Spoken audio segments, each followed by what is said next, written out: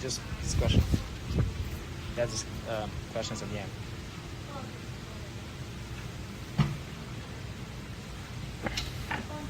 There's questions that's from people. Doing a little live. Mike called you? Yeah, he's all good. What do you say? I'm live. There won't be a problem. Okay. How do you Okay, it's just for mine. It's coming from one in a hood, you know. Yeah. There's you no say anything? Yeah. sugarcoating. Where should we go? I think we should go to Vizcaya. I'll let him take us through that but same I'm route. gonna have a bike. You wanna go on a bike? Or You like have the bike, I do the other thing. But we can ride together, doesn't Okay. matter. Yeah. take a couple pictures. That's really good. Good lighting. Hello everybody. We're waiting for my man Jimkwik. I see him. What's up, Jim? Jump on here. There he is, right here. Boom.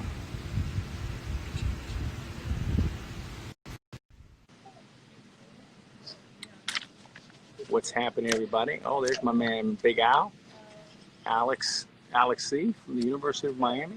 What's up, Jim? How are you, Alex? Let me put up the volume here a little bit. What's the good word, man? Where are you? Everyone healthy over there? Yeah, everyone's safe and strong, sanitized. We chose to quarantine New York City. How about yourself? Nice. We're down here in South Florida, and the summer has officially begun. Yeah. This is the first day of sun we've had in about a week, and we've had some nasty, nasty rain. Yeah, I hear that. So we'll be on the move. Once the kids are done with virtual school, which has been a handful, we'll be on the move somewhere. Not sure where. Okay. Let me know if I can help with that virtual. Tell me about your book, man. How's your book going? I cannot wait to read it. Yeah. Send one your way. It's called Limitless. I got it. Yeah. Yeah. It's doing well. It was an instant New York Times bestselling book. It is #1 on the Wall Street Journal. It's kind of swept every category on Amazon. You know, work culture, leadership, business education, performance, motivational self-help. Yeah, thank you for your support on it and your blurb, and your team is amazing. You know, Jim, you're very, very smart. I'm not. I didn't go to college, so I hope you have the audio because I love the audio of books. Yeah, it's on audio also. It's on Audible. I love it. I mean, I'm addicted to that. I'm doing like a book a week. Really? Right now, I'm just finishing Ted Turner's book. It's been a great listen. And you'll be next, Limitless, that's kind of Jennifer's name. She liked that that name of the book, Limitless, because that was I think the name of her last tour or one of her songs or something like that. It was. Limitless is a very powerful word. She just said one of her last songs. I've been corrected now. she would Jim, know. First of all, I want to say thank you when you came down to the ARod Summit in Palm Beach. Everybody enjoyed you a great deal, and they really felt like you brought a lot of value to the company. And even though that happened it feels like 6 years ago, it was probably 6 months ago, everyone really enjoyed it and is still talking about it. So thank you for that. No, I appreciate that. I think leaders are always looking to get to the next level, and a big part of that is the power of their mind. And so I wrote Limitless as an owner's manual for your brain, because your brain is the ultimate superpower, but it doesn't come with an owner's manual. So, how do you focus? How do you remember things? How do you manage your mind in time of crisis? And that's the true wealth, for sure. Love that. So Limitless. So we teach people how to focus and manage their mind in times of crisis, be able to learn new subject skills, read 3 times faster, be able to maintain their concentration in a world full of rings and pings and dings, help people who are absent-minded, like senior moments are coming too early, like you read a page in a book and forget what you just read, or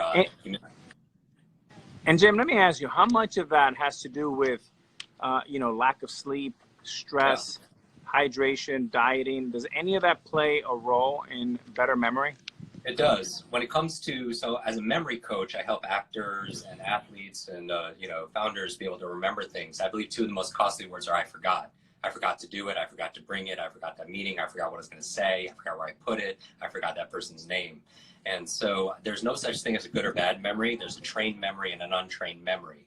There's no such thing as good or bad memory. It's trained memory and untrained memory. And so we train people's brain, and 1/3 of them happens to be about genetics and biology, but 2/3 of your memory is really your lifestyle.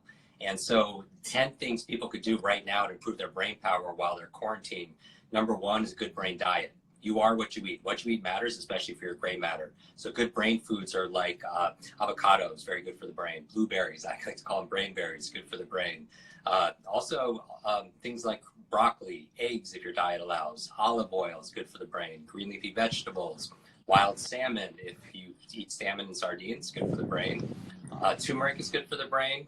Walnuts are good for the brain. Walnuts actually look like the human brain. It's good for your memory. And dark chocolate, everybody. Dark chocolate's very good for your brain. So I would say, number 1, eat a good brain diet. And sometimes when we're at quarantine, it's tough, though, because we're just binge eating sometimes. And we have to, in the book Limitless, I have this quote. It says, life is the C between B and D. Life is C between B and D. B is birth, D is death, C, life, choice. That these difficult times right now, they can define you. These difficult times can diminish you, or these difficult times can develop you. You decide. We all decide collectively. And so deciding. So thinking of that, Jim, what should people out there be thinking about? What should we all be thinking about in this time of great stress and difficulties? So when we come out of this, we're actually greater than we were prior to. Yeah. So I would say, like, what's a story you want to tell your friends and your family a year from now? Not just what was going on in the world, but what was going inside of your life. And going back to life is the choices that we make. While the metaphor I'm using with clients is that of a butterfly. The butterfly is a powerful symbol for transformation. And we feel like we are in a cocoon. But here's the thing, when a caterpillar feels like it's the end of the world, it becomes that butterfly. And so while we're cocooning, we're alone with our thoughts, we're alone with our doubts, we're alone with our fears. We might be feeling alone. So here are 5 things everybody can do right now to come out of this stronger so you can soar. I'll give people 5 C's to remember it. The first C is clarity. While you're cocooning, use this time to clarify your life, meaning that sometimes we're going 100 miles an hour every single day, but we're not checking in with ourselves saying, are we going in the right direction? And then, so to get clarity on your life, ask yourself, what's most important to me in my life? What's most important to me in business? What's most important to me in a job? What's most important to me in my relationships? What's most important to me in my education, right? And then ask yourself a second question, which is, are my actions aligned with those values? Are my actions aligned with those values? Because some people self-sabotage. Because I feel like a lot of people who complain about being burnt out, it's not because you're doing too much. You're not burnt out because you're doing too much. Maybe you're burnt out because you're doing too little of the things that light you up, the things that you value most. So clarity is number 1. The second C you could do while you're cocooning is care. We know self-care is not selfish, right? I don't just mean physical hygiene. Yes, wash your hands and sanitize everything. Mental hygiene. What are you feeding your mind? Because just like there's an algorithm to Instagram, if you like every baseball post and watch every baseball video, Instagram's gonna show you a lot more baseball, right? It's gonna feed you what you engage with. Well, if you just watch the news and watch everything that's scary and threatening, the challenge is it's gonna show you more threatening and more darkness. And that means you can't shine a light on what you're grateful for. You can't shine a light on possibility and opportunity. Chronic stress shrinks your brain. Chronic fear actually makes you more susceptible to colds, the flus, the viruses. There's a whole area of science called psychoneuroimmunology. And so you have to control what's going inside your mind. And then after that, you have clarity, care, you have contribution. I think the antidote to fear, chronic fear that everyone has, is service. When you put your mind on somebody else, how can you invest your time, your talent, your treasure to making a difference right now? Like for us, for the book, if people are just joining us, we're donating 100% of the proceeds to build schools for children who don't have access to education, clean water, Wow. health care. and also Alzheimer's research, because I lost my grandmother to Alzheimer's, and twice as many women are experiencing Alzheimer's than men. So it's something I'm very passionate about. So how can you contribute your time, your talent, your treasure? Maybe it's as simple as picking up the phone and calling a neighbor who's older, more vulnerable, or making food for frontline workers. So you have clarity, care, contribution, and finally, the last two C's to come out stronger out of this cocoon is creativity. Creativity. Like, it was during the Great Plague that William Shakespeare wrote Macbeth. He wrote Antony and Cleopatra. It was during Isaac Newton, they shut down London, the university there. He had to go home, physically distance himself, and that apple fell on his head underneath the tree, and he came up with the theories of motion and theories of gravity. What can we create? What music? What business? What ideas do you have to create? What would you want to write? So use this time to be a personal renaissance for you. And the last C, besides clarity, care, contribution, creativity, is capability. You have your to-do list, but you have a to-learn list. To-learn list. What's on your to-learn list? We know leaders are always learning all the time. And so you have unfettered access to YouTube, to podcasts, to audiobooks. You want to learn Spanish, you want to learn salsa, you want to learn speed reading, all that's available. So, I think the most important skill to master today is our ability to learn faster. Because if you can learn how to learn, you can apply that towards money, management, martial arts, music, Mandarin, everything gets easier in life. That's why I wrote the book. Jim, if you're a young entrepreneur and you're in your mid-20s, 30s, 40s, whatever, what kind of things can you do now to be better for later as far as networking? What should they be reading? What should they be doing? Yeah. Any tips there? Absolutely. So if you're a young entrepreneur and you want to be able to start that business, I would say that the real key is to master 3 areas of your life. And I call it the limitless model. It's your mindset, your motivation, and the methods. Meaning your mindset is what you believe is possible, what you believe you're capable of, what you believe you deserve. The motivation is your purpose, the energy behind it, making things into habits and small, simple steps. And the methods are the how to do it, how to start a business, how to invest, how to read faster, how to remember names and stuff. And so I believe that really now people should not be downgrading their dreams to meet this current situation. That's a big mistake. Do not downgrade your dreams to meet this current situation. Upgrade your mindset, your motivation, and the methods that you're using to be able to meet your dreams and your destiny. Limitless is not about being perfect. Limitless is about advancing and progressing beyond what you believe is possible. So what you could do is even small, simple steps. That's really the key. The key to sustainable motivation is breaking things down into small, simple steps. Because thinking is good, but overthinking is not good. Wanting it to be perfect is not good. And so the question is, all you have to do is ask yourself, what is the tiniest action I could take right now to give me progress towards this goal where I cannot fail? So maybe you can't get yourself to work out an hour a day. Maybe your small, simple step is putting on your running shoes. Maybe you can't read 45 minutes a day as an entrepreneur. That's too big of a step. Maybe the small, simple step is opening up your book or reading one line in a book. Inch by inch, it's a cinch. Yard by yard, it's too hard. Little by little, a little becomes a lot. Yeah, and it's interesting because now there's so much great content out there. You can get on a treadmill, you can get on a bike, and I literally watch a couple shows or watch your favorite Netflix and incorporate something you really like with something you don't like as much. The other part that I used to love about Steve Jobs is he would have a bunch of meetings walking late at night, walking in the morning, going for hikes, and incorporating again something that you already have to do, rather than sitting down and eating an extra burger or whatever at a lunch meeting. Say, hey, let's go for a hike, let's go for a walk, and you can have multiple productive meetings that you're taking care of 2 things: the meeting and obviously getting a little workout condition. Yeah, that's another thing I would encourage everyone to do. They say that you need to move. Our body primarily needs to move all the time, because as your body moves, your brain grooves. It actually makes you smarter. You create brain-derived neurotropic factors, which is a fancy BDNF. It's like fertilizer for your brain to make new connections. But yes, walking meetings actually makes you more creative. When you listen to an audiobook or a podcast when you're on elliptical or a treadmill, it actually helps you to encode it and learn it and retain it better also as well. So stacking those things, very, very intelligent thing to do. It's funny. I always hear people saying you have to have the discipline to wake up early. And I hear that over and over again. But I think that's actually wrong. You have to have the discipline to get to bed at a decent time. And after dinner, start planning to sleep. And it sounds weird, and that means relaxing. It might be reading your limitless book, but not your iPad, not your phone, right? is really to go old school.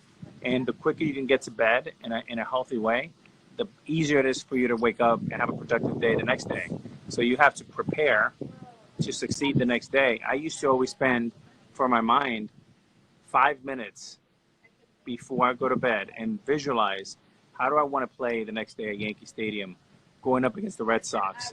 And I'm literally watching from the dugout, like third person. And sometimes I get in the Yankee dugout at first base. Sometimes I get to the dugout at third base and really watch myself, like number 13, facing a pitcher. And I always say, like, if there's never been a Broadway play that went on without rehearsal, ever, why would we play a baseball game or have a meeting or take on a big task without rehearsing? And it just takes 5 minutes at night, a few minutes in the morning to rehearse how you want things to happen. And people don't give the mind enough credit. What do you think about that? Yeah, I think you hit the nail on the head. Really, it is that if people truly understood how powerful their mind was, they wouldn't say or think things they didn't want to be true. And it's that powerful. Like, your brain is like this supercomputer, and your self-talk and what you picture is the program it will run. So if you tell yourself you're not good at remembering people's names, you won't remember the name of the next person you meet because you programmed your supercomputer not to. But going back to your sleep, sleep is paramount. When you sleep, for your brain, it actually helps you consolidate short to long-term memory. So if you're having long-term memory issues, check your sleep. It also cleans plaque out of your brain when you sleep. That leads to Alzheimer's and dementia. But the third reason why you want to sleep is because that's where you dream. People don't realize this, but it was Paul McCartney came up with the song Yesterday in his dream. Like Elias Howe creating a sewing machine in his dream. Mary Shelley created Frankenstein in her dream. You know, so like, what are you, everyone's dreaming about? And here's the power of your mind. What you're doing is so intelligent the night before, because that's when your success starts for the next day. How many people watching right now, by show of hearts, they have to get up early for some reason? They used to have to catch a plane or something else. They set the alarm for 4:30 and they wake up 1 minute before the alarm goes off, right? That's the power. Look at all these hearts. That's the power of your mind. And if you could do that with your mind, imagine what else you could do by visualizing things and have it work on it, that dream state at night. And then you could wake up, you know, with new revelations, new learnings, and new inspirations. So unbelievably powerful time instead of being on your phone, because when you're on your phone late at night, there's a blue light in your phone and on your screens that tricks your mind into thinking it's daylight. So your brain doesn't create the melatonin to help you to relax. So really, you know, that last half an hour of the day, you know, when you're winding down into nighttime, get off your screens. I know it's hard to do, but your sleep would be so much better because of it. Jim, I just learned something. You kind of gave a little instruction. I'm going to do the same thing. I got all these hearts now because of you. How many people are actually ready to go out and socialize a little bit by a show of baseballs and hearts? Let me hear it. Let me see it. No, I love that so much. So Jim, in closing, anything that I can answer for you? It's always great talking to you. I always feel like I learned so much. You're doing great work out there. Appreciate Limitless is going to be, I know it's a great book. I'm going to read it next. And the other part, the fact that you're donating, you know, the entire proceeds to helping out is, again, shows that you're always doing, you know, God's work. So thank you very much. I appreciate that. I believe the formula for life is you learn so you can earn so you can return. Learn, earn, and then return. People could find out more about the book at limitlessbook.com. We give out 2 bonus chapters, Limitless for your kids, Limitless for building teams and learning organizations. We're also doing a 4-week free book club. And so that's where you can get all those bonuses. But I wrote the book for every individual right now who's struggling, that wants to be able to manage their mind in time of crisis, who wants to be able to optimize their focus and productivity when they're working from home. If you're able to support your children if they're not in school, to be able to learn a new subject or skill. So we teach you how to read faster, how to be able to remember names, how to learn languages, how to be able to adapt in a world where you need to be able to be at your best. And I really appreciate you. You're inspiring force of nature, an unstoppable force for good. And, you know, these conversations, you know, we're like talking about a butterfly. While the beauty is in the butterfly, the growth happens in the cocoon, you know, and I want everybody to be able to come out of this in the best foot forward. And there's a butterfly effect too, right? You heard about the butterfly effect? It's just like viruses and fear is contagious. So is positivity. So is performance. So is wisdom. So is kindness, and kindness is free. So sprinkle that stuff. Yeah. Well, I love that, spreading kindness. Also, you know, I want everybody out there to continue to dream and believe in themselves, and miracles do happen. I always say that, you know, Jennifer and I are two New Yorkers that grew up with holes in our shoes, and through hard work, perseverance, but really unlimited way of thinking is the key. And no matter who you are, no matter what education, no matter what gender, you can do it. If you believe it, you can achieve it. And waking up in the morning with thinking this is going to be the luckiest day of my life, get ready for success, and you will be successful. So I want to wish everybody great luck. Jim, thank you so much. I consider you a friend, You. and I I challenge love the everybody? work that you do, and I want to wish everyone a lot of health. Can I challenge everyone Pardon? to do one quick thing? One quick thing everyone could do right now. When you want Sure, to learn something, go for it. when you want to learn something, teach it to somebody else. The fastest way to learn is to learn with the intention of sharing it and teaching it to somebody else. Because if you had to listen to a book or a podcast or, you know, a live, and then you had to teach it the next day, your focus would be better. You know, you would get vested in it. And when you teach something, you get to learn it twice. So I would challenge everyone to do a small, simple step, is to screenshot this live right now and tag Alex, tag myself, and share your one thing that you're going to do. What one choice, whether it's care or it's creativity or it's a capability, something you want to learn that's brand new or something you want to contribute, and then post it. And then I will repost some of the favorites, and I'll actually gift this book to a few people who do that, just as a thank you for participating and being on this quest to be able to unlock and reveal our fullest potential. I love that. I love that. Thank you so much, Jim. Thank you, everybody, for jumping on with our conversation. There's Chloe. We have we have Jen. Jen's listening to your stuff. She likes it. She likes it, Jim. Jim, thank you so much. And there is Jennifer saying limitless. Yeah, see that? Thank you for allowing us to borrow that word. We play that in the office and our team all the time to start our Zoom. So we play that YouTube video. Jim, she said, is no problem. Just send a check to jenniferlopez.com. Benny Medina will be in touch with you. Jim, thank you so much. Have a great time, man. And hopefully I will see you soon. Stay safe. Stay safe, everybody. Bye now. Bye now.